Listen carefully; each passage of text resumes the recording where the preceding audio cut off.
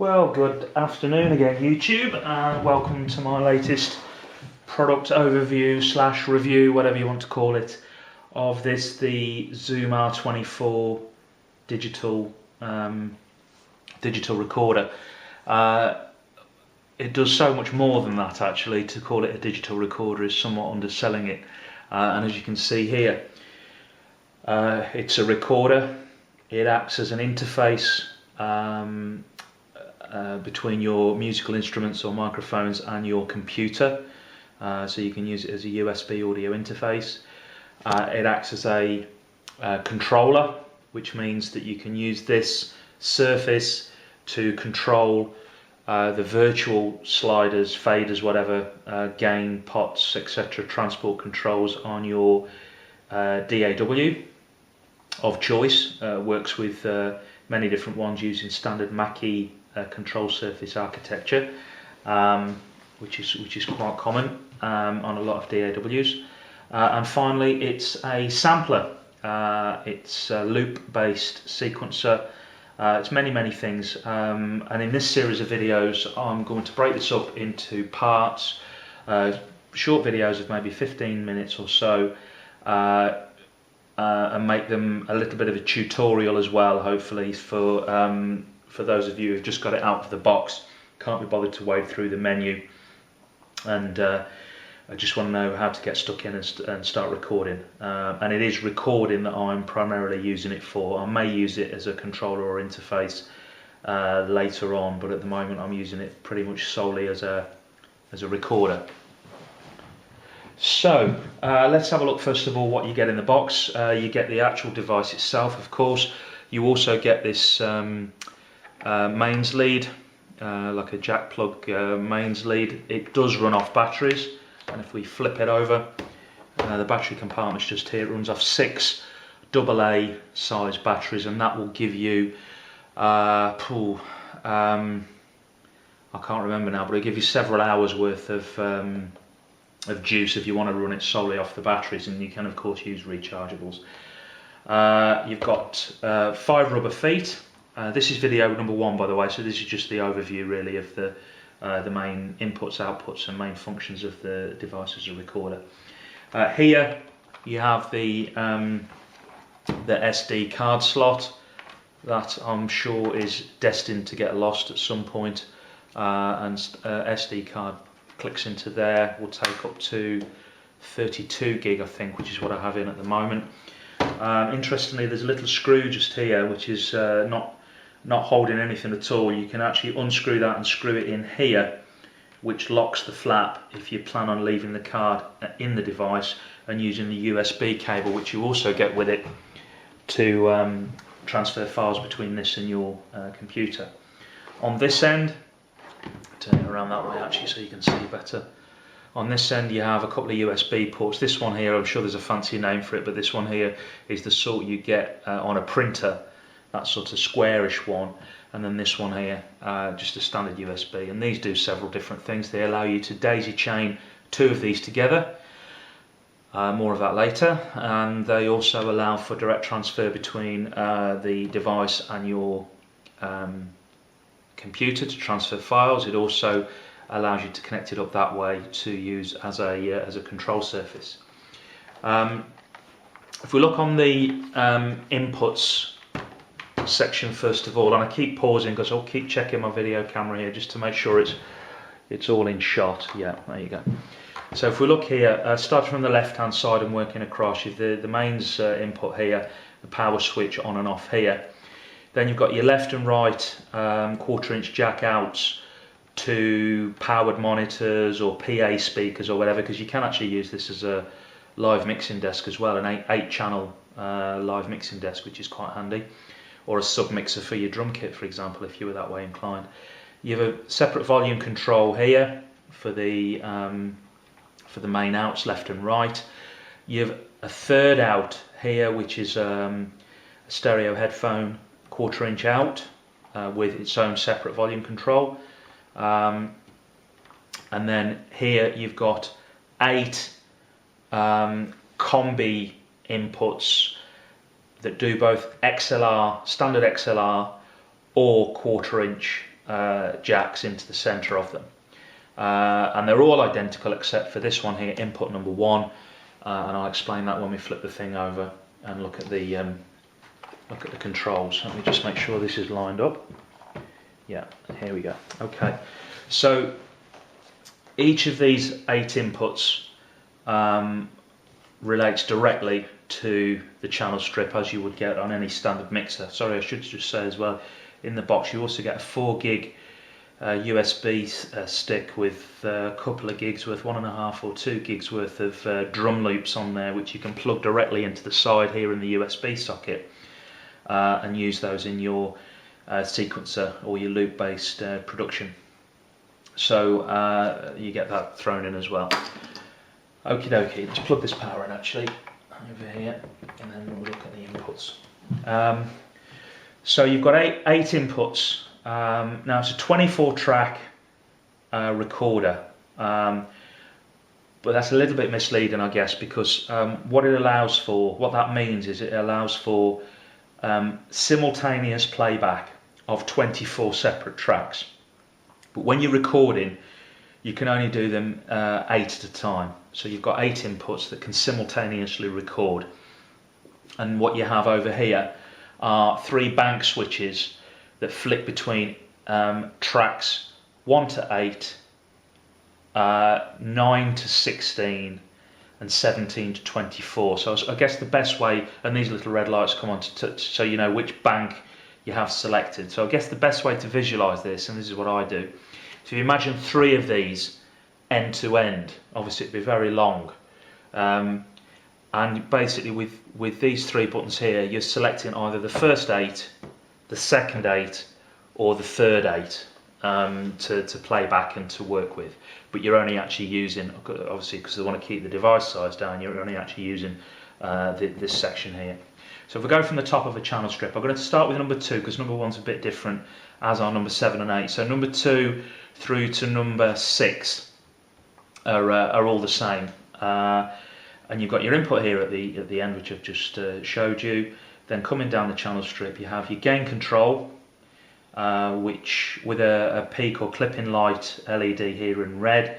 Quite a nice tactile chunky knob with a good bit of resistance on it, feels quality anyway I think, and that will take you fully counterclockwise for a line level input from a drum machine or a keyboard or something of that nature, increasing the gain, increasing the gain, increasing the gain all the way around to a mic level input. And in fact, just for reference, I have an SM58, quite a common vocal mic for rock vocals anyway, and I would normally have the gain set in and around the sort of 2 o'clock position to get a good level when I'm setting that up. So that just gives you some idea there. So you have a gain control there. You have a 4-band LED ladder meter or strip light here, whatever you want to call it, showing the 0 dB mark at the top. That lights up red. You have a -6 dB, lights up orange, and then a -12 and a -48 light up green. I think we'll fire it up in a minute and just confirm that. So that gives you a more accurate measurement when you're setting your input level on the gain control to get the right level coming into the recorder. Here on each channel you have a multifunction switch. It does 3 things. Let's turn this on actually so we can show you. Where's the switch? There it is. Okay. This button here cycles through 3 things. It lights up green, indicating that that particular track is armed for playback. So when you hit the transport controls over here, I'll come to those in a second, tracks with a green light will begin to play. Okay? Click it a second time, that's off altogether. That track is now effectively muted and will not play when you hit the transport controls over here.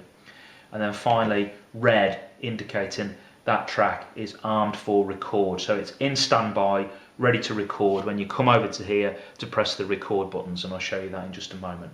So you have green for playback, red for record, and off for mute. Okay, that's fairly straightforward, and it just cycles between those 3 settings for each track. Coming down here then you have the fader, which whilst recording The faders function is to allow you to adjust the level for monitoring. So in other words, if you've got your speakers plugged in or your headphones plugged in, or when you want to hear what it is you're playing or singing or whatever, you can adjust this fader here. Again, quite a nice tactile, feels smooth and a good bit of resistance on it, quite well made, I think. You can adjust that anyway to get the right monitoring level so you can hear yourself in relative to everything else. You can set up for monitoring. It doesn't do anything to alter the recording level or the input level. That's what your gain control is for here. All it does is, this is for recording mode anyway, is allow you to monitor what it is you're doing at the time. Okay. When you come to mix down, because you can mix down on the device as well, you then use the faders to set the relative levels of each track relative to one another, so you're getting the right levels for a nice balanced mix through to your master fader, which is the red one over here. Okay, so that's what that does. And then finally at the bottom of each channel strip, if I can call them that, is a rubbery white pad that does light up orange in various circumstances.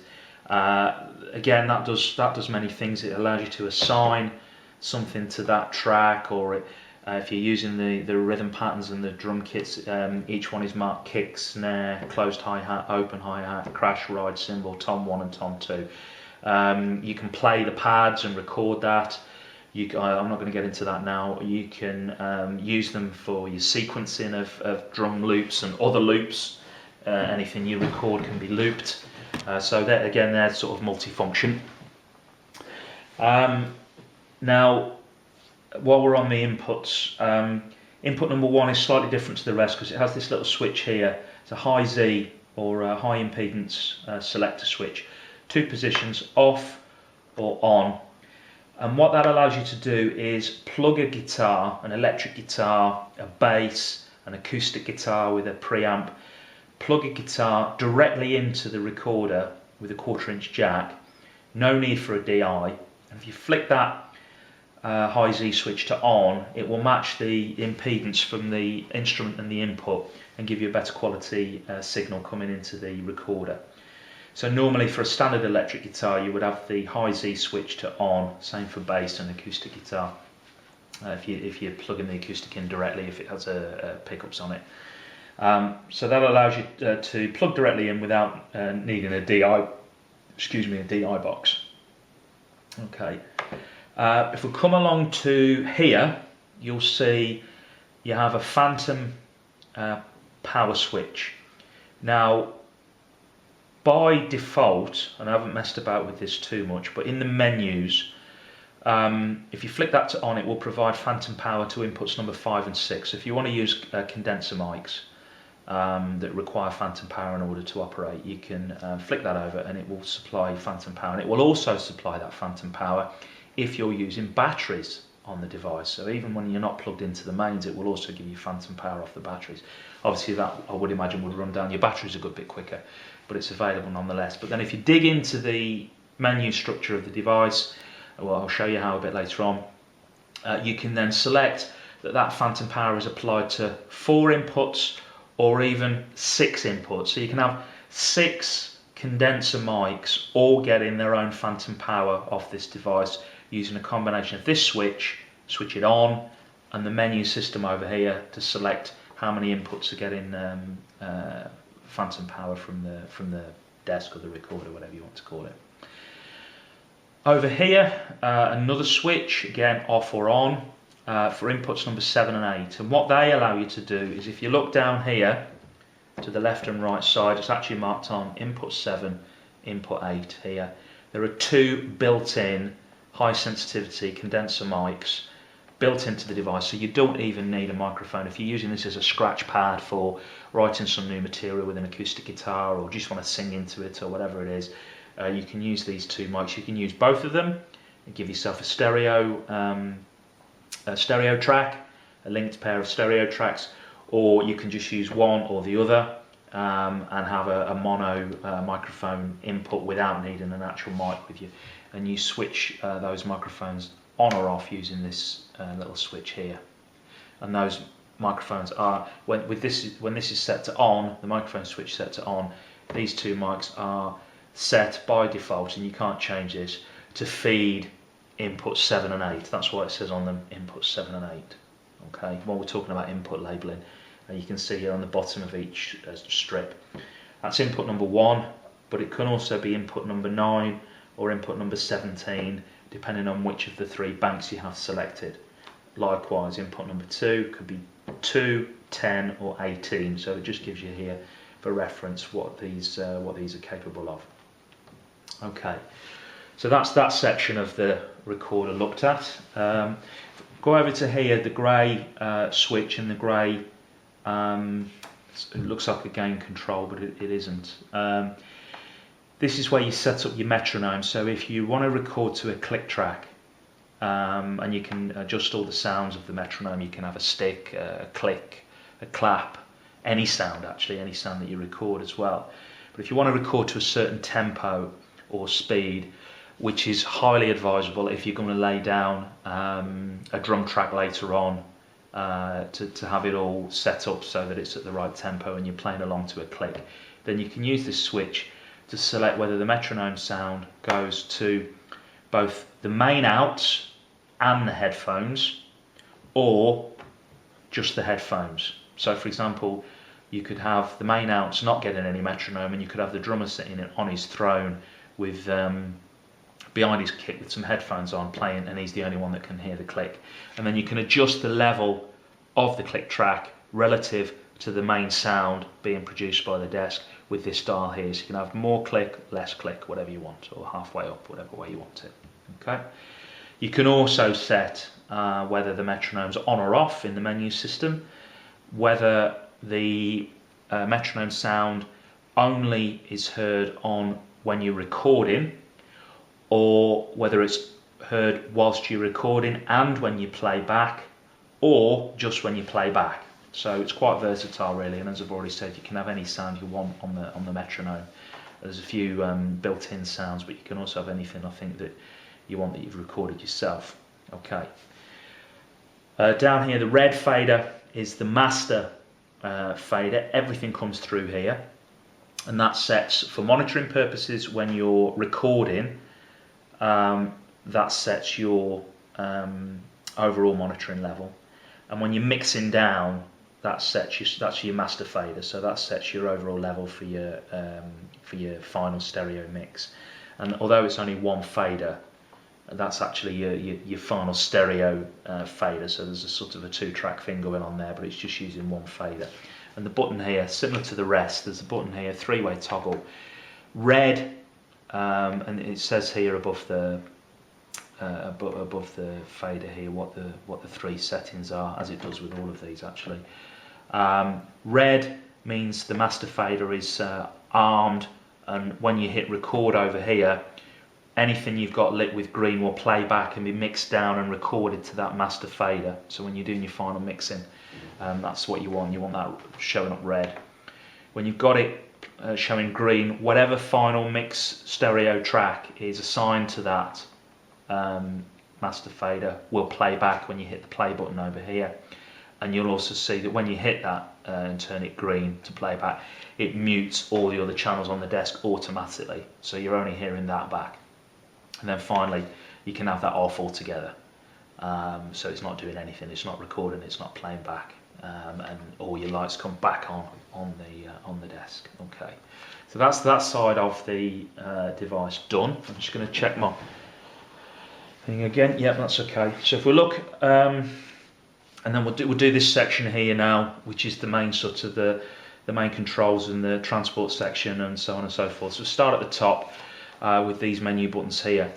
First one, you won't see this on the video probably, but the first one is marked rhythm, and that's where you get into your rhythm patterns, your drum sequencing, all that side of things. The second one is marked effect. I'm going to do a separate video on the effects and how it works on this particular device, because they are a little bit quirky until you get used to them.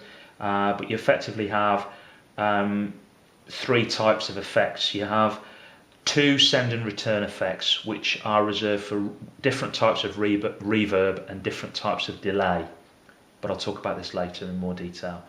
And you have one insert effect, which are very, very powerful, but you have to know what you're doing in order to use it effectively, because you have to assign it to an input or to a track, because there's a difference. I'll explain that later.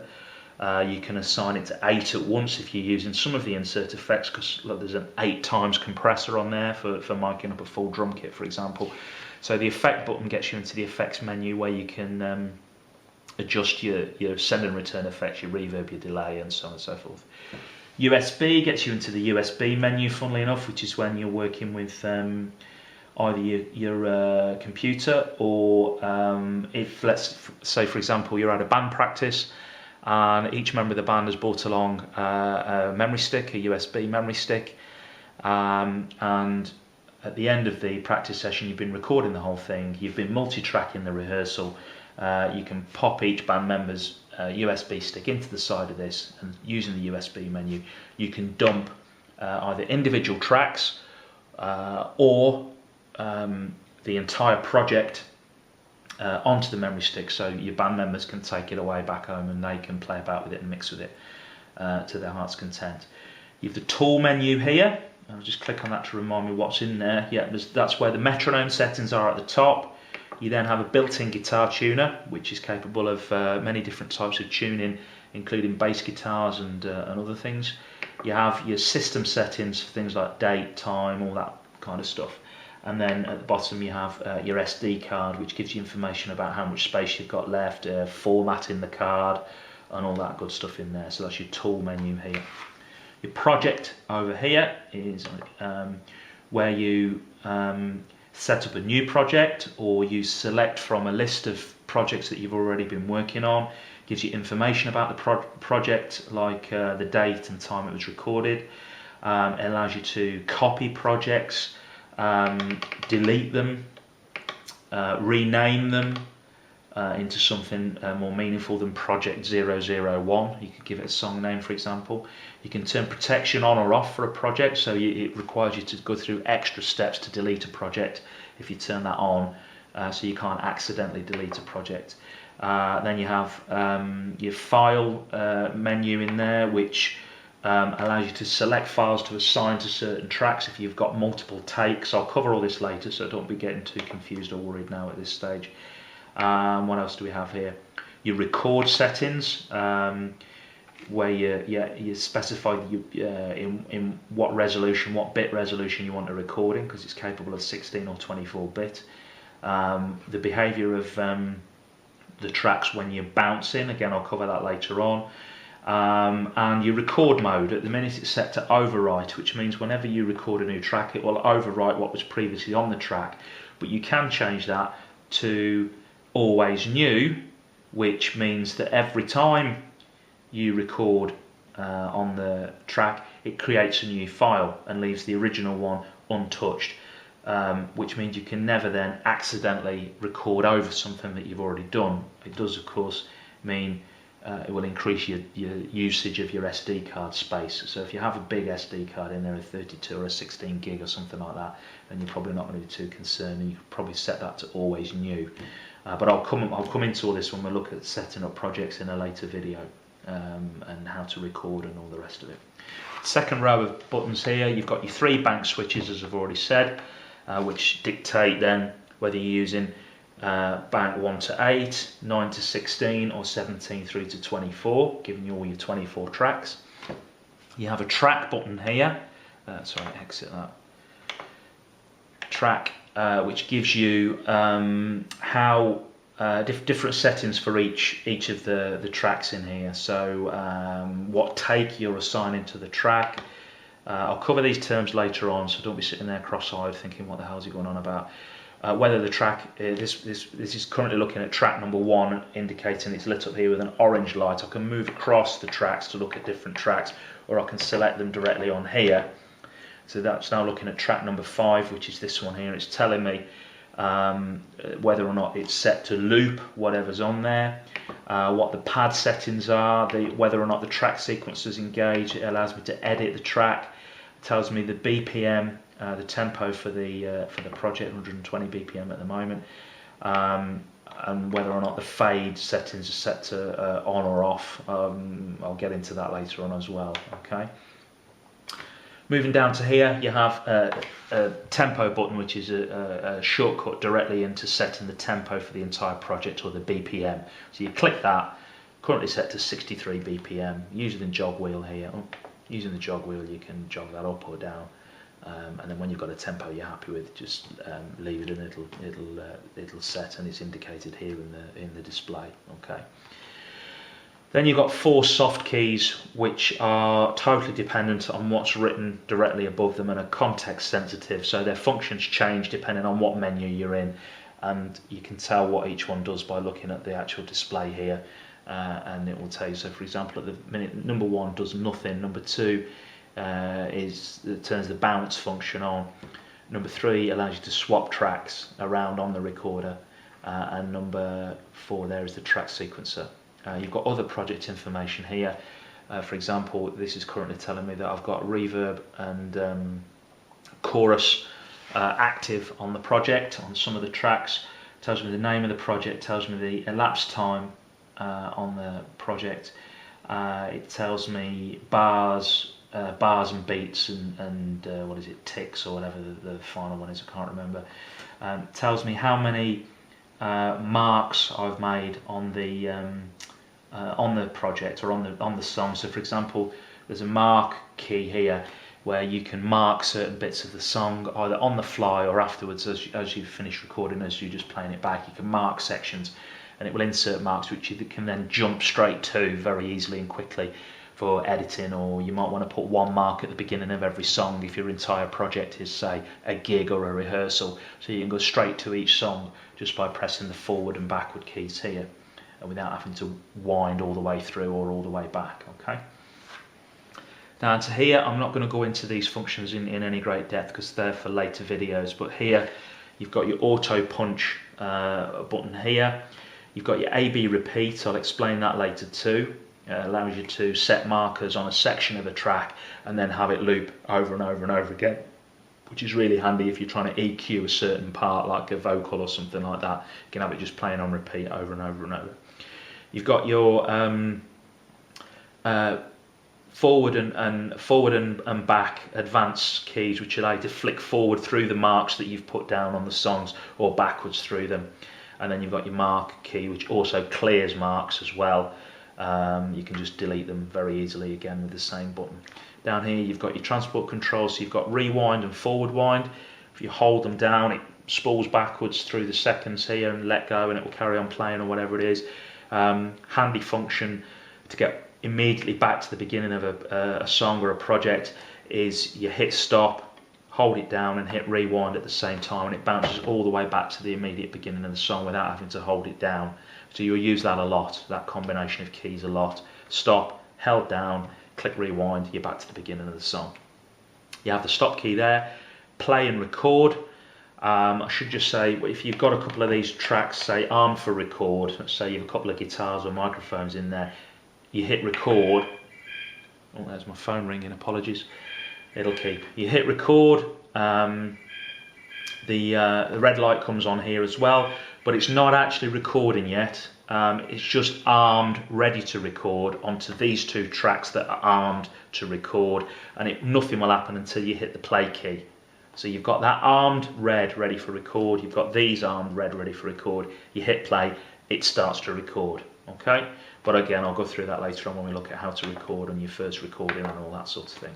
Okay, that's those keys here. You've then got 4 cursor keys, up, down, left, right and enter, to make various menu selections and click through things, advance left and right through the different tracks and all that kind of stuff. You've got an exit key here which will take you back a menu compared to where you were. If you keep just pressing it, I think even if you hold it you go back to the home screen. I think that's another function, I might be wrong about that. And then finally you've got this jog wheel with these 2 little indents, one slightly bigger than the other, to get your finger in. and you'll use that to adjust settings such as the amount of reverb send or the amount of delay. You can use them for advancing through your waveform on your sequencer and all this kind of thing, and that again, it's ridged around the outside. You've got these two indents. As I was saying, these two mics are built into these raised grey bar area, and what they do is when you sliding the device into, say, a laptop bag or whatever, they keep the fabric off the main buttons. They just protect the buttons and the sliders. So folks, that's it for now. That's the overview of the Zoom R24 fresh out of the box, and in future videos I'm going to show you step by step how to do recordings, how to use EQ and effects, how to mix down and master, how to use the sequencer, the rhythm patterns, and get yourself a really good polished mix. Because make no mistake, ladies and gentlemen, this device is very, very capable of producing a really good quality digital demo CD or something of that nature. If you're in a band and you can't afford tens of thousands of pounds studio time, or you want to record your gigs live, or want to record your rehearsals to work on, or want a scratch pad for singer-songwriter stuff on acoustic guitar or something like that, it's absolutely perfect. It's ideal for that, and that's exactly what it's designed for. So I'm going to sign off now, YouTube. Subscribe to my channel, and over the next few weeks I'll be doing a series of tutorials on how to use it and how to get the best out of it. That's me signing off. Hit the subscribe button and hit like or leave me a comment, and take it easy.